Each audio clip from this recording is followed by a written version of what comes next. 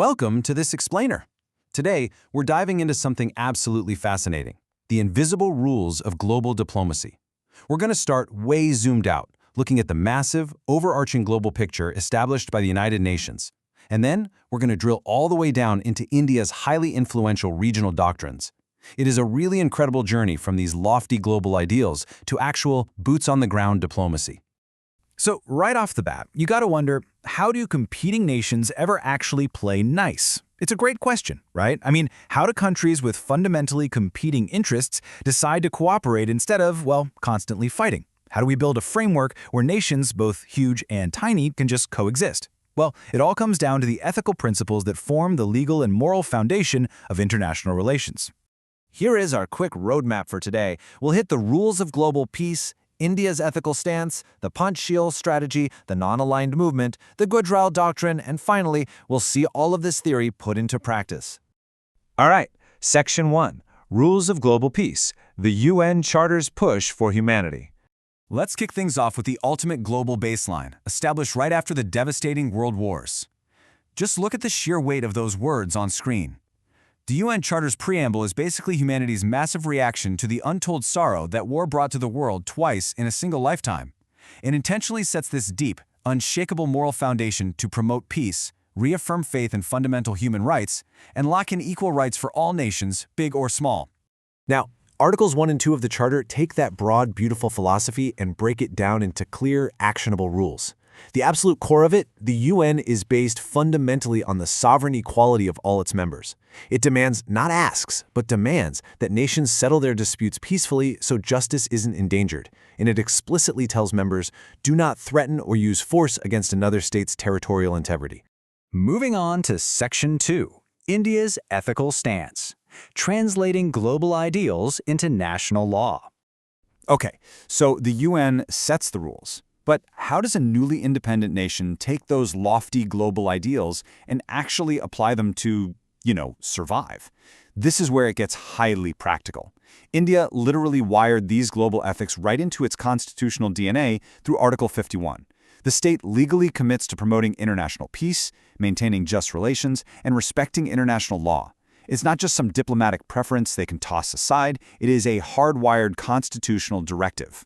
Which brings us to Section 3, the Panchsheel strategy, the 5 principles of peaceful coexistence. Now, keep an eye out for the rule of 5 because it pops up a lot. The Panchsheel strategy laid out these 5 brilliant steps for survival and moral diplomacy on the world stage. It heavily emphasizes mutual respect, non-aggression, and, crucially, non-interference in each other's internal affairs. It's basically a highly structured approach to guarantee that, through equality and cooperation, nations can actually achieve peaceful coexistence. Section 4, the non-aligned movement, forging an independent path. Picture the world back then. The Cold War is raging, and the globe is divided into 2 massive military blocs ready to rip each other apart. India needed a way to navigate all that tension without getting sucked into the fight. Enter Prime Minister Nehru. He championed the non-aligned movement for 3 super pragmatic reasons. First, as a new country, India had to focus on socio-economic rebuilding, not joining military blocs. Second, it perfectly matched India's historical record of never showing aggression. And third, Nehru thought it was incredibly wise to actively build a peace area, like a third bloc, to bridge the gap between the warring groups. Section 5, the Gujral Doctrine, modern pragmatism and the big heart. As the decades roll by, survival tactics naturally have to evolve, right? By 2013, then Prime Minister Manmohan Singh outlined what he called a new Panchsheel. This was a massive shift. It moved away from strict mid-century absolute sovereignty and leaned hard into 21st century realities. It argued that development is totally tied to global economic integration. So instead of strict non-alignment, it embraced multi-alignment, working with all major powers. Plus, it really pushed the values of pluralistic liberal democracy as an inspiration for the world. And this whole modern vibe is beautifully captured in the Panchamrit concept. It takes deep cultural ideals and translates them into actionable diplomatic goals. You've got Samman for dignity, Samvad for greater dialogue, Samriddhi aiming for shared prosperity, Suraksha for regional security, all while building on cultural linkages. It is an incredibly holistic way to look at foreign policy. But honestly, the most fascinating modern evolution has to be the Gujral Doctrine. This introduces a totally unique concept to international relations, the idea that a dominant, huge economy should build trust by showing a big heart, giving to smaller neighbors in good faith without constantly asking, well, what's in it for me? And look, here's our rule of 5 again. This doctrine explicitly lays out that India shouldn't ask for reciprocity from neighbors like Bangladesh, Bhutan, the Maldives, Nepal, and Sri Lanka. It insists no South Asian territory be used against another's interest, and demands peaceful bilateral negotiations. Why do this? Because making those unilateral concessions builds massive trust. It's a strategic move to prevent non-state actors from destabilizing the whole region. Finally, Section 6, Theory into Practice, how this actually looks in the real world. Because let's be honest, we don't just want empty words on paper. Did the Gujral Doctrine actually work? Yes, it led to immediate, concrete actions. In 1996, India agreed to let Bangladesh draw more Ganga water during lean seasons. They opened up the Hooghly port for Nepal and Bhutan's imports. They agreed on confidence-building measures to freeze border disputes with China.